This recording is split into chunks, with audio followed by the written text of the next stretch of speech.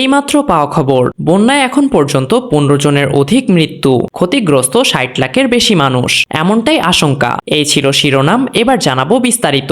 এই মুহূর্তে দেশের 11টি জেলা বন্যা কবলিত। এই জেলাগুলোয় বন্যায় ক্ষতিগ্রস্ত মানুষের সংখ্যা প্রায় 60 লাখ।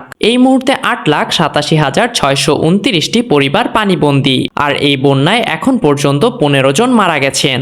আজ শুক্রবার দুপুর 12টায় সচিবালয়ে এক সংবাদ সম্মেলনে এসব তথ্য জানান দুর্যোগ ব্যবস্থাপনা ও ত্রাণ মন্ত্রণালয়ের সচিব মোহাম্মদ কামরুল হাসান। সংবাদ সম্মেলনে জানানো হয়, বন্যাক্রান্ত জেলাগুলো হলো ফেনী, কুমিল্লা, নোয়াখালী, লক্ষ্মীপুর, ব্রাহ্মণবাড়িয়া, চট্টগ্রাম, কক্সবাজার, খাগড়াছড়ি, সিলেট, মৌলভীবাজার ও হবিগঞ্জ। বন্যায় এখন পর্যন্ত কুমিল্লায় 6 জন, কক্সবাজারে 3 জন, চট্টগ্রামে 2 জন, ফেনীতে 1, নোয়াখালীতে 1, লক্ষ্মীপুরে 1 ও ব্রাহ্মণবাড়িয়ায় 1 জন মারা গেছেন।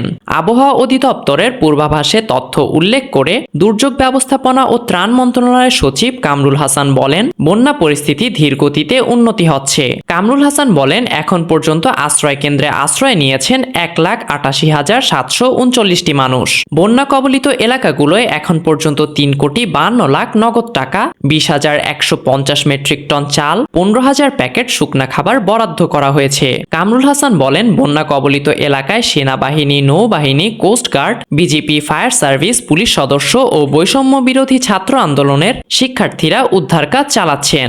এই ছিল সর্বশেষ খবর। পরবর্তী আপডেট পেতে চোখ রাখুন বিবিসি ভাইরাল নিউজ চ্যানেলে এবং সাবস্ক্রাইব করে বেল আইকনটি প্রেস করতে ভুলবেন না।